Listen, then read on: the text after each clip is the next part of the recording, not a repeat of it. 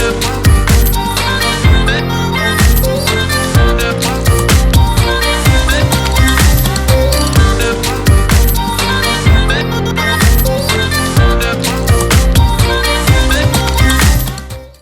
everybody, welcome back to the Calibrate Tools Q&A edition where we talk about tools and tool-related activities. So let's jump right into it. Okay, first question is from Richard. Richard asks, what does HVAC stand for? Well, you know what? That's a good question, Richard, because I used to ask myself the same thing. HVAC stands for heating, ventilation, and air conditioning. So it's the process of controlling the movement of air indoors to outdoors and vice versa. It's also the process of heating and cooling that air, as well as filtering and cleaning that air. Now, HVAC can be classified into systems. One system is a radiant-based system, and the other a central system. An example of a radiant-based system would be a floor heating system, where the heating system is integrated into the floor, or in some cases, the walls. A central heating system, or a central system, would be where air is blown out of a vent. As far as efficiency, radiant heating wins by 30% because the heat is distributed more evenly and it produces less noise than a central heating system, where you can hear the air blowing out of the vent. Of course, there are advantages and disadvantages to both heating systems. Radiant systems can be more expensive and may require some floor demolition. Then there's the risk of an electrical fire as well as leaks in the system.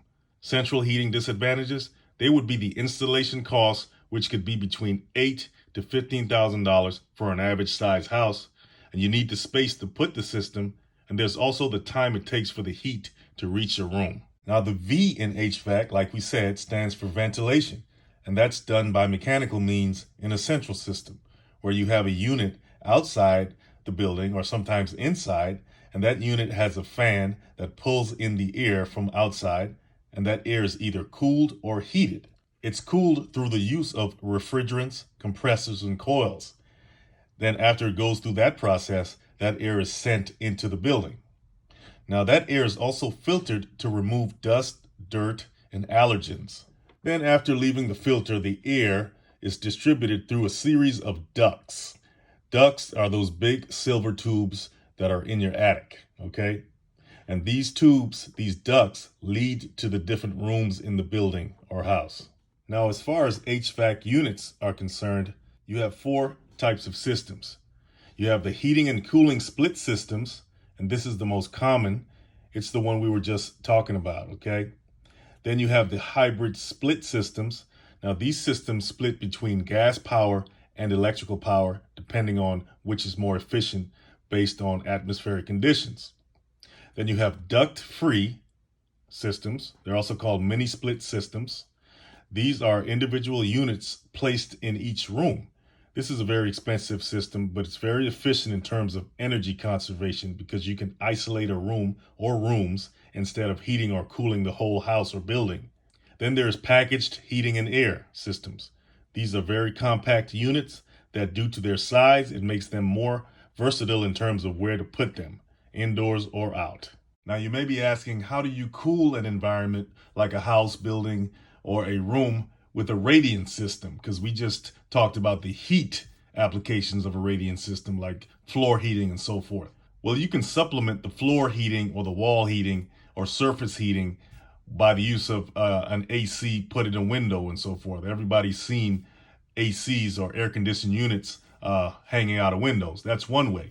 But there's also something called thermal radiation and convection, which removes the heat from surfaces, and this cools an environment as well. And that's how you do that with radiant cooling. Okay, Richard, I hope that shed some light on what HVAC is, because it definitely did for me. Let's move on to the next question. Okay, so the next question is from Carl. Carl asks, what is an amp hour? All right, Carl, an amp hour tells you how many amps a battery can give you in 1 hour.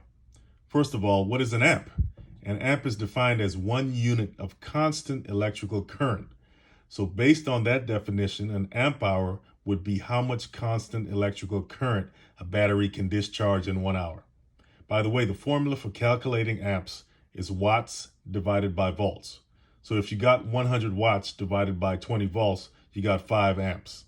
But you also have what's called milliamps. These are amp hour ratings for smaller batteries, like AA batteries.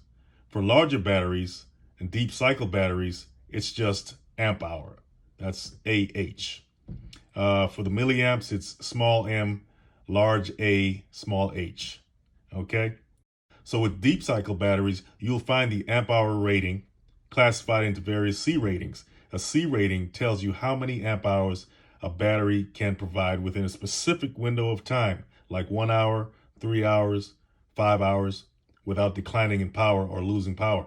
So if the amp hour rating is a C20, for example, it may give you 20 hours of constant amps before losing strength. Interestingly enough, you would think that a battery running for longer hours would have less amp hours than a battery that runs for a shorter period of time. But rapidly discharging a battery that's been running for a shorter period will cause it to die faster than a battery that's been running for 10 times longer.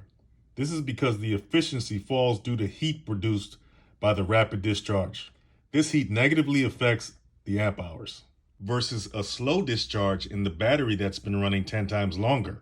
The slower the discharge, the longer lasting the battery, the more efficient it is. So how many amp hours do your cordless tools need?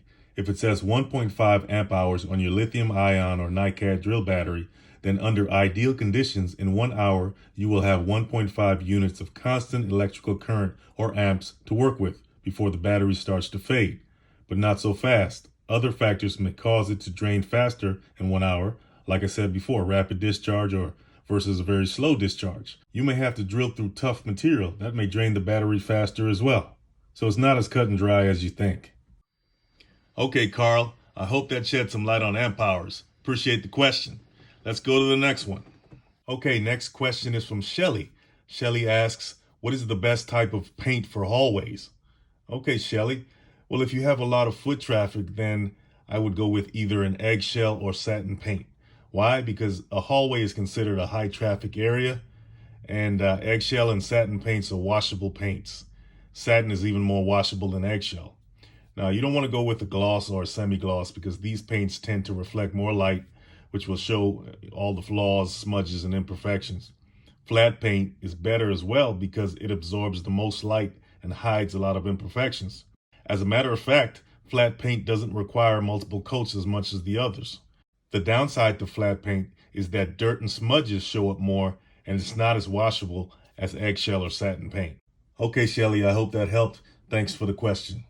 Okay, guys, that's it for the Caliber 8 Tools Q&A edition. I hope you learned something. I know I did. And if you did, hit that like and subscribe button.